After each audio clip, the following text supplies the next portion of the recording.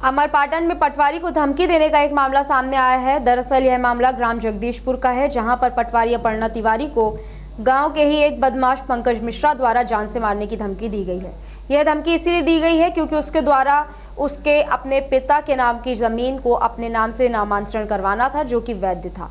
क्योंकि पिताजी द्वारा उसका नामांतरण अभी तक नहीं करवाया गया है, वह भी जीवित हैं, लेकिन बदमाश द्वारा जबरदस्ती जमीन का नामांतरण कराने के चक्कर में पटवारी को लगातार दबाव दिया जा रहा था। साथ ही पैसे देने की बात भी की जा रही थी, लेकिन जब उसका काम नहीं बना तो उसने पटवारी को धमकी दे डाली। धमकी के बाद सभी पटवारी अमरपाटन थाना पहुंचे, जहां पर बदमाश के खिलाफ शिकायत कर दी गई है।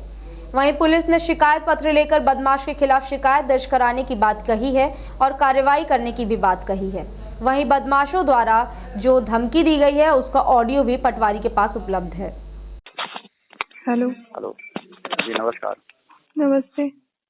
पंकज मिश्रा बात कर रहा हूँ।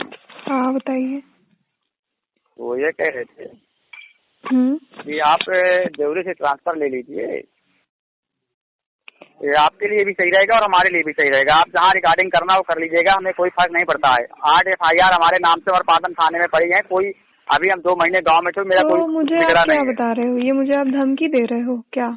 आप ट्रांसफर ले लीजिए, हमारे क्षमता होगी। मैं क्यों ले लूँ ट्रांसफर? मैं क्यों ले लूँ? आप करवा दो ना, आप करवा दो मेरा ट्रांसफर। सुनिए, अगर आपको देवरी में रहना है, देवरी का प्रभार लेना है, तो लीगल हो या इलीगल काम करना पड़ेगा। कोई नहीं मांगना। मैं अपना अधिकार ले रहा हूँ। ठीक है। अगर आपको वहाँ काम, सुनिए, ये रिकॉर्डिंग जहाँ करना हो कर देना। आप पता कर लेना कि पंकज मिश्रा थाने जाके पता कर लेना। ठीक है, हो गए कोई कहीं के पंकज मिश्रा, मेरे को ज्यादा धमकी देने की जरूरत नहीं है, ठीक है ना?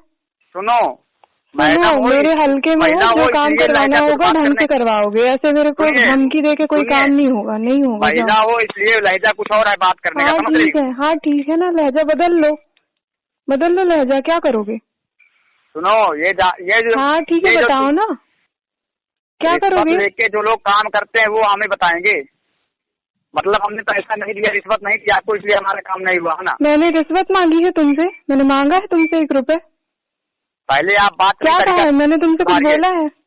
पहले जो तुम शब्द का प्रयोग ना, हम थानों में बैठते हैं तो सिपाही जो कोतवाल होता है, उस कोतवाल की औकात नहीं होती, TI की औकात नहीं होती, हम इस तरह बात करें। समझ रही हैं? हाँ, तो जितने बड़े हो ना तो उतना बड़ा अच्छे से काम धाम करवाया करो, ढंग से बात किया कहीं के। हाँ हो गए कहीं के नेता, कहीं के कोई भी हो गए, राजा महाराजा, फालतू में बात मत करो। आपको नौकरी करना है, आप महिला हो, नौकरी करना है। और मेरा काम है अपराध। मैं एक अपराधी हूँ, अपराधी कुछ भी कर सकता है। अपराधी की लाइफ नहीं है, कभी भी खत्म हो सकती है मेरी लाइफ। तो मुझे मरने के पहले कुछ करना है, तो मेरे 8 FIR वहाँ है। हाँ, अगर मुझसे कुछ काम करवाना है तो ढंग से करवाओगे, जैसे नियम के अनुसार होगा वैसे करवाओगे।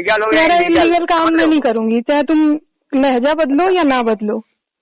करवा दो मेरा ट्रांसफर। मैं क्यों ले लूँ? सही रहेगा। क्यों ले लूँ मैं? तुम करवा दो ना। तुम करवा दो। तुम बहुत बड़े नेता हो ना, करवा दो। हम ट्रांसफर नहीं कराते हैं, हम कुछ और ही कराते हैं। हाँ, तो जो भी कराना है करा दो।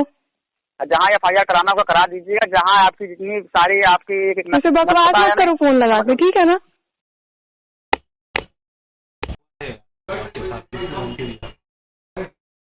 मेरे हल्के में किसान है, पंकज मिश्रा नाम है उसका। उसने मुझे अवैध रूप से बंटवारा करने के लिए कहा था, जिसका विरोध करने पर उसने मुझे धमकी दी।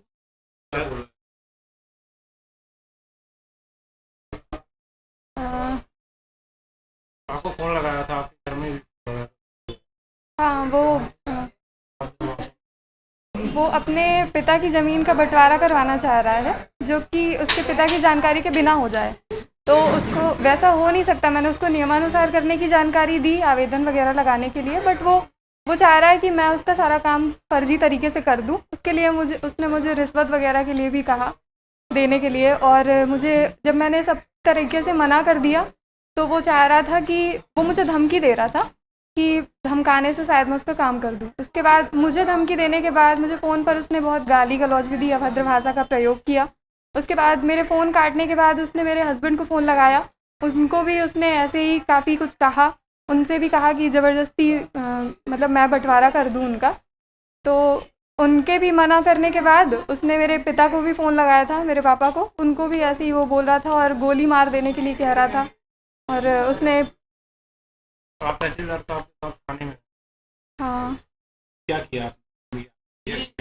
थाने में, हाँ, मैंने उसके खिलाफ रिपोर्ट करवाने के लिए मैं यहाँ थाने में आई हूँ। तहसीलदार साहब भी आए हैं और मेरे कुछ साथी पटवारी भी आए हुए हैं। हाँ, मेरे पास उसका रिकॉर्डिंग भी है, जैसे उसने मुझसे बात की थी। मैं देवरी जगदीशपुर में पदस्थ। आज हमें एक आवेदन प्राप्त हुआ है। आवेदिका अपर्णा तिवारी है, देवरी जगदीशपुर हल्का में पटवारी के पद पर पदस्थ हैं।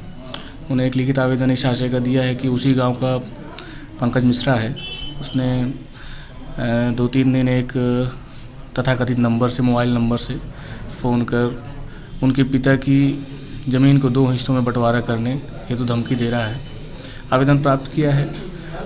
जो गुमनाम नंबर से फ़ोन आ रहे हैं उसकी तस्दीक कर रहे हैं। आवेदिका का कहना है कि गाली गलौज कर रहा है और शासकीय कार्य में बाधा उत्पन्न कर रहा है।